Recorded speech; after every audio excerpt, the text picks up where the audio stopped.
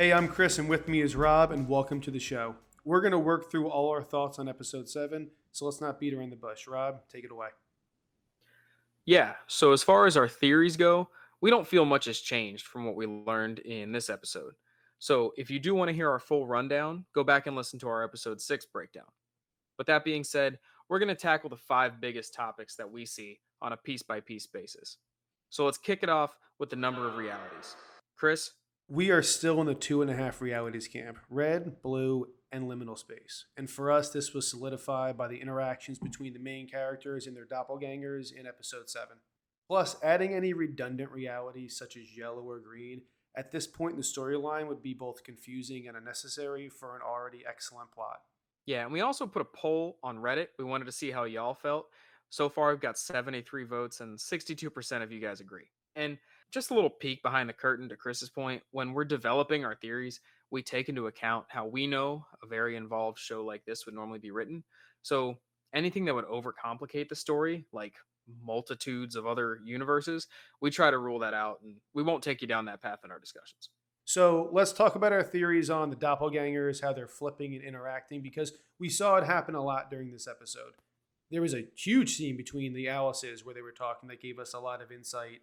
Part of what I've thought before too, another big piece we've touched on that I think showed really evident in this episode was the emotional connection. That when an emotional spike occurred, that we could see the flip there. And I think that was super evident with the Benry switch. We both really think the emotions are a major cause of this because we've seen so many examples in the show. Almost every switch has happened because or during a high emotional situation, whether it's Bud gonna shoot someone and he's that angry when he killed the conspiracy theorist. We saw something happening there, and you're obviously got to be at a high level of emotion to murder somebody. And then we see with her emotions on the red side. Is it the red side? Yes, the red Alice, where her mom is dead because she's now on the blue side. She's upset all the time at the funeral when she's stomping Right. her We were bunny. seeing it from the blue perspective the first time, but then Alice was so emotional on the red side Right, and we talk that it about pulled this. and it we kind of threw it. That's what kind of threw us off a little bit is we were seeing it from the blue perspective most of the time. But Yeah, sorry. and no, because you had brought this up a couple episodes ago when we talked about emotions. You had made the call that maybe it's coming from the funeral side. We just assumed it was coming from the Alice we're used to seeing, The but main focus reality yeah, that we we've been never seeing thought so much about of. how Paul's feeling, how Bud's feeling, how Red Alice, all these people on the other side are feeling that could be causing these. So if you were to go back and look at the show, you'd realize that anytime there's a major flip, there is a high emotional state. That goes even to Henry when he's holding on to the cow in the last episode in the snow. His elation on his face for finding what is essentially his child. Because people Mhm. had brought up Joe had just left the cow and Alice just left the cow because Joe doesn't care about the cow. She didn't even know what the cow was up till now. She only cares about her kid. And for Henry, this is his child. So that's why he never seems to care if they're going to make it down. The science is always more important than the people. And that's pretty much his kid. So the elation to finding that it was a huge emotional state. In turn, with Bud shooting someone on the other side, and then you saw Right. that cow glowing white hot. Things were getting good. Plus, it was on a liminal lake, nothing around. Both of their emotional states really heightened, and then bam, the switch happens. And just to refresh, we think the cow is keeping a line of communication between the two realities, this portal where information can pass by. So obviously the audio get more clear and the tape recorders, and you can, they can hear and see each other more when the cow's nearby, like in episode 7. But under certain circumstances where it's on liminal space and you have all the emotional charge going through, this quantum connection that the people have with the cow is able to, it would seems, transfer consciousness. Right. It's definitely part of the formula.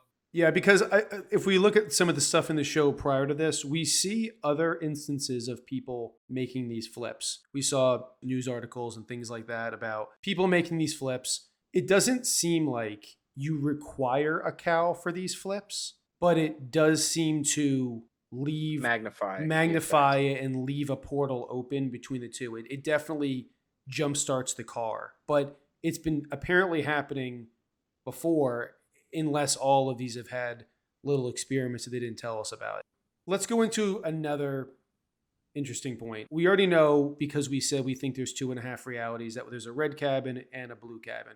Red cabin and blue cabin have the pictures, the wounded angel and the devil by the pot. But we do get new paintings in the liminal space cabin, and that is the most important cabin of the episode. Is this seemingly rundown, beat up cabin that's got a merged painting of the two. The wounded angel now has the devil, and the devil by the pot now has the angel. But what do you think about the cabins, Rob? Because I know you have a thought on some of the theories that we've read about the cabin being remnants of the fire. Right. Right. So yeah, we see in this episode that when she leaves in a hurry, the oil lamp falls and lights blue cabin up in flames. I had an initial thought too. So this was, by no means do I think this was a weird or crazy thought, but I had the thought of, hey, maybe the liminal cabin is a combination of the burnt down, dilapidated cabin and the still normal working condition cabin on the other side. Now, again, like I said, crazy idea, not at all. First thought I had as well. But in looking at it a little bit more, we've seen there's tons of bookshelves and specifically wooden structures that if it was burnt, there would have been marks of burns or certain pieces crumbling that are in just perfectly fine condition. I don't know that it is a merged version of the two cabins. I think the cabin looks dilapidated because reality isn't correct. I think that if Joe was in the right reality and everything was the way it should be, that liminal space wouldn't look bad. But we're seeing it incorrect. And I think another piece, again, I know we've said this a lot on our show, but talked about it offline. We've got a lot of thoughts that we work through together here on this. But the pictures are maybe the best indicator of what you're talking about. As you noted, we had the wounded angel and we had the changeling with the pot. They flipped places in the picture, and we think that this is a good indicator of the scrambling of the realities. And we're seeing it in these pictures where it's got the subject in the wrong location.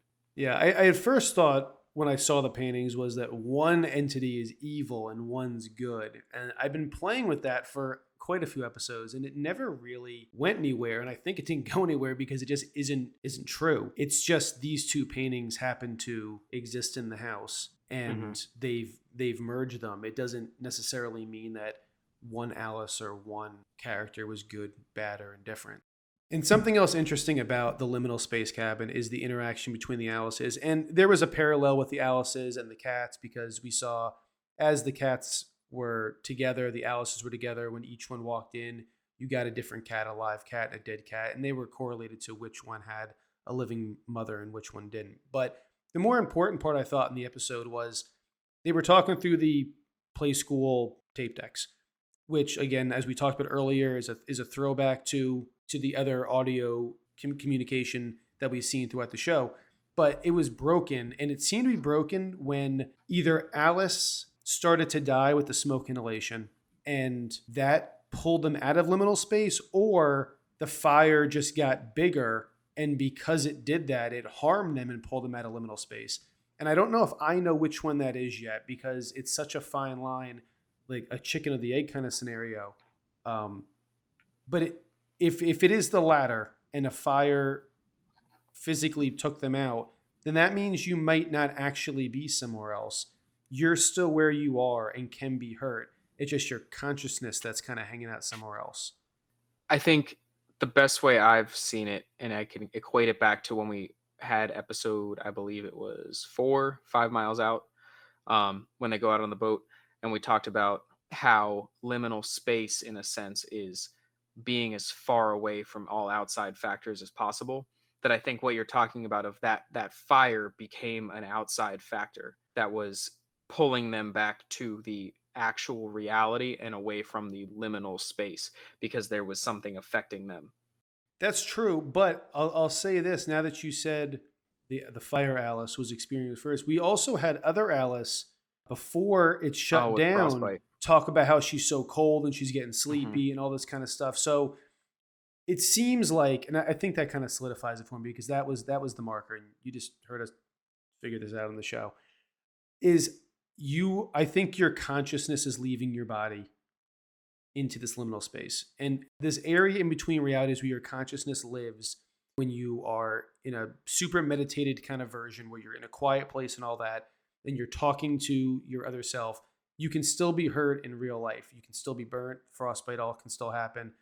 So it seems like this is just a dimension for your quantum consciousness to go, and that theory that's been put out where people could talk, that their brains work on a quantum level, and that you could talk to someone else in a different reality, uh, is The true in this universe.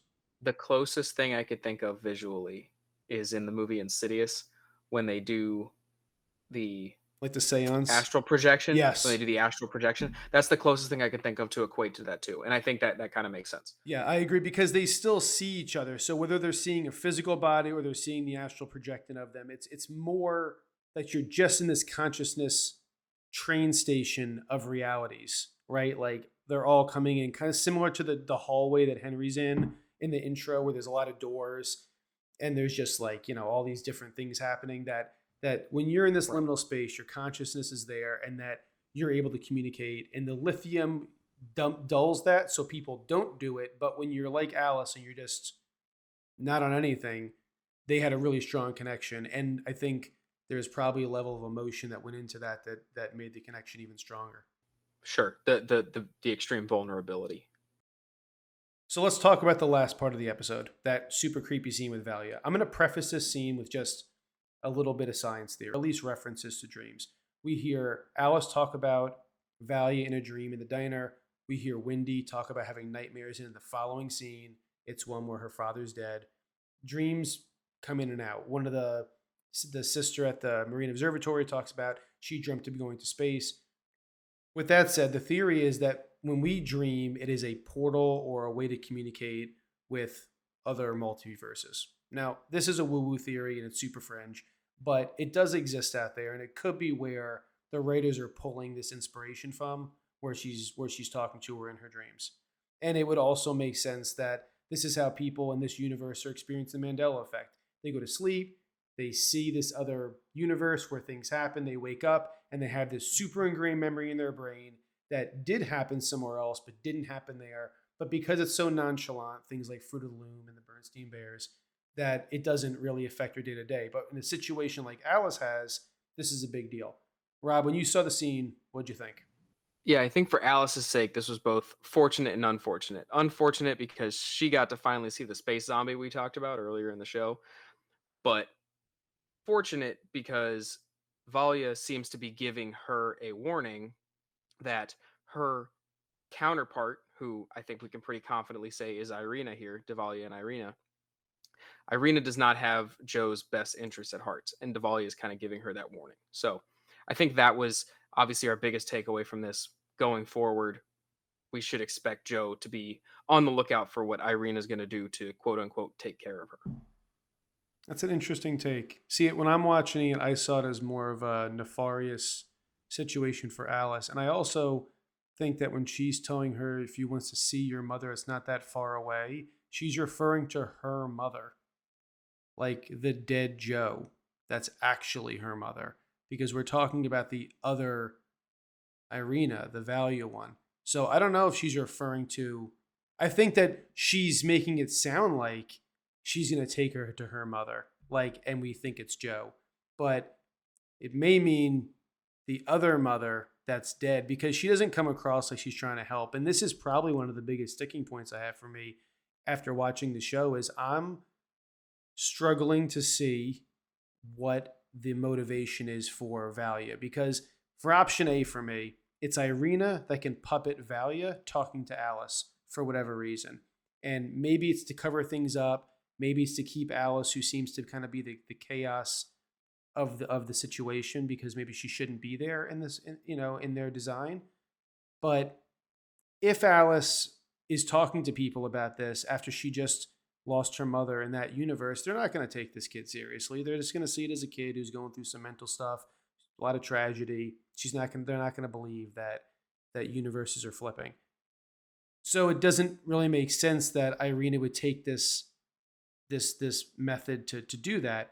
The other option, at least for me, is that Valya is actually talking to her. And my issue with that theory is that opens us up to a whole new box of cats. See what I did there with the cats thing? Oh, you're learning. See? Good job. Okay. It opens up to a whole new thing because now the people that are supposedly dead, the consciousness didn't leave. And maybe because we talked about the liminal space being a place where consciousness goes, when they die, their consciousness just kind of hangs out in this liminal space. I don't know. But it has thrown me for a loop. I'm curious to hear what people have to say in the comments on this scene. The motivation for Irina or Valya or both on why they're taking this particular method in talking to Alice. All right, so Chris, is it safe to say that's what you're most looking forward to in episode 8? Hope we get an answer to. You know, I do want an answer, and I think we're going to get there. But I think what I'm most looking forward to in episode 8, and I'm hoping that if the show gets renewed and we get a season 2, I'm hoping they dive into this more. I want to know more about the conspiracy that's happening. They haven't really touched on it, but we saw, obviously, Frederic is well aware that what Henry's saying is true because he did not shut him down at all. He didn't even roll his eyes. He more looked like, crap, he's telling him the truth, and I'm going to have to deal with this after this situation's over. So that leads me to believe, which I kind of already believed it anyway, that Frederic and there's other higher-ups at these agencies that are aware this is taking place. And I would like him to explore more about what went on behind the scenes to get him here. What is their motivation? Is it a conspiracy in a bad way? Is it a conspiracy in a good way? Maybe they're trying to save someone or do something. I don't know. But I would like to see the conspiracy aspect of this explored a little bit more. Yeah, I think for me, the piece I really want to see, it's not even so much a theory piece. I'm just super excited to see Bud and Henry in the flipped universe. I want to see how they react to this change of scenery to a certain extent, especially Bud being in Henry's shoes now, which also actually leads me to another good question. I think we've seen Henry was the one that really drove the Cal in the blue universe. So I think we also really want to see, maybe we get some kind of answer in episode 8 with this flip, was how the Cal was being worked on in the red universe before it was shut down, because we found out that it was shut down years before as well. So Henry and Bud's switch is going to be a huge entertainment piece for me in episode 8 as well. But that being said, I think we both just asked 2 really good questions that we don't fully know the answer to. And that's what we want you guys to help us answer in the comments before this last episode. You know, how did these agencies know these changes occurred and why they're covering it up? And who do you think got the Cal at least close to up and running in the red universe before it was shut down years before?